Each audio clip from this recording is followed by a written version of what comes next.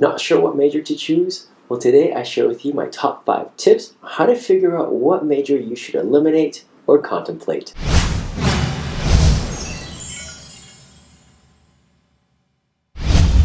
Hey guys, it's Brian, and I just want to say a big thank you to all of you who have been sending me your questions, your feedback, and just your general inquiries.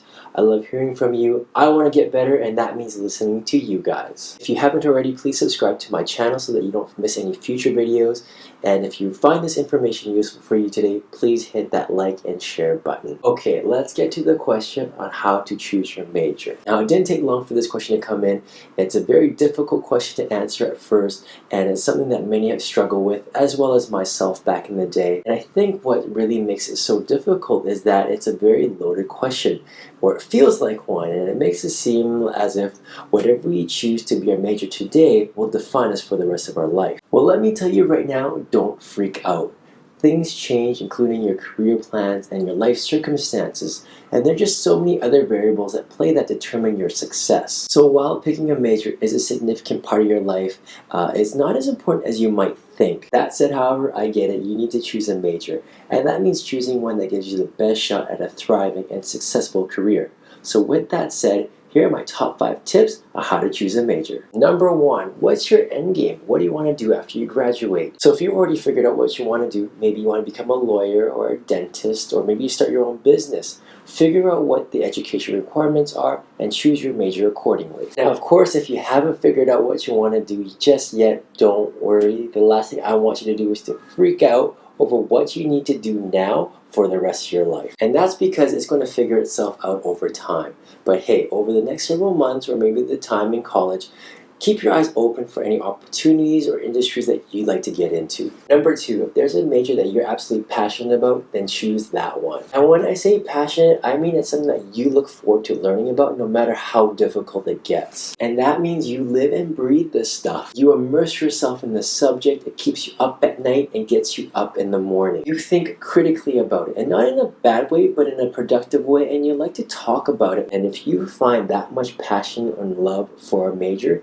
that's the one you want to go for. 3, choose a major that you're good at, but that others typically shy away from because it's just too difficult. Now, this is the type of major that others just find too hard.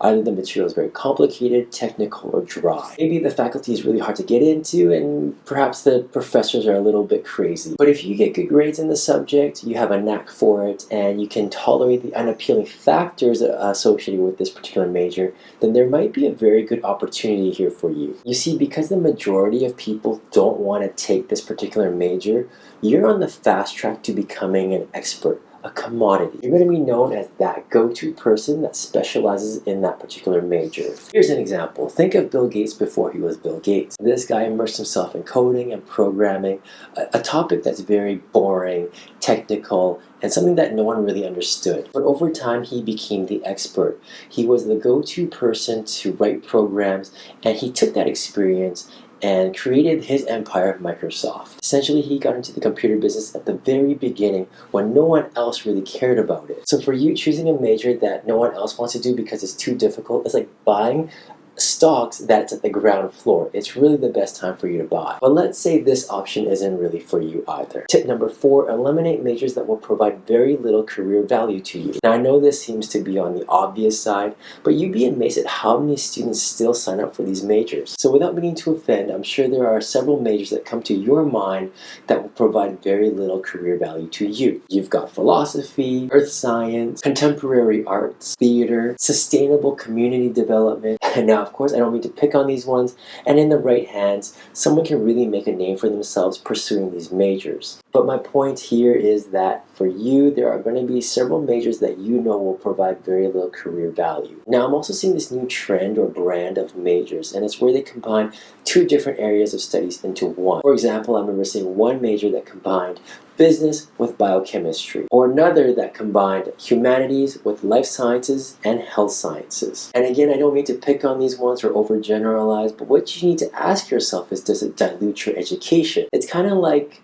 having a yellow belt in 3 different martial arts versus having a 3rd-degree black belt in one martial art. So that brings us to tip number 5, stick to the tried and true majors. These are majors like business, engineering, mathematics, physics, economics. And on the surface, I know these majors might seem very conventional and probably categorized as one of the majors that won't get you a job. You have to realize companies hire you on three things: experience, personality, and expertise. And considering that experience and personality is on you, expertise is going to be dependent on your major. So when companies hire you, they want to have a quick sense as to what you bring to the table, what you know, and what you've got. And if your expertise is all business or all biochemistry, they have an easy understanding of what you've got. But if your education is diluted in the sense that it's a little bit of biochemistry with a little bit of science, an employer is not sure if you know enough of one or the other. And generally speaking, it might be seen more as a weakness, especially if the major is very new. Now, to switch gears a little bit, I'm sure some of you are probably asking, what if I want to change my career later down the road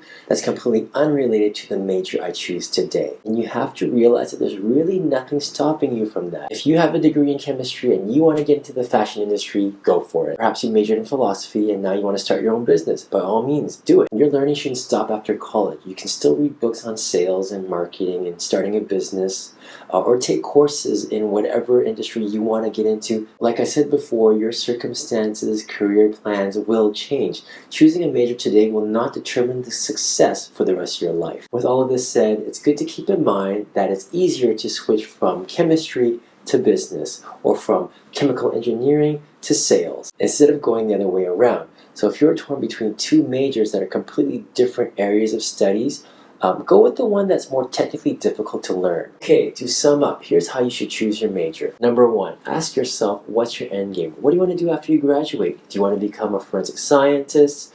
Maybe you want to become a journalist. Find out what the education requirements are, and then go from there. Two, go for the major that you are absolutely passionate about. Number three, if there isn't a major that you're passionate about, then go after the major that you're good at but that others find technically too difficult to learn. Number four, eliminate majors that dilute your education and that provide very little career value to you. And number five, stick to your conventional majors. Don't forget, your major doesn't define your life. Ultimately, it comes down to you to make whatever you choose today to be the right decision for tomorrow. Guys, thank you so much for watching. If you like this video, please hit that like button. And if you really liked it, please hit that subscribe button. Want to work with me? Go to my website, 101mentoring.com, and check out the paid services I offer.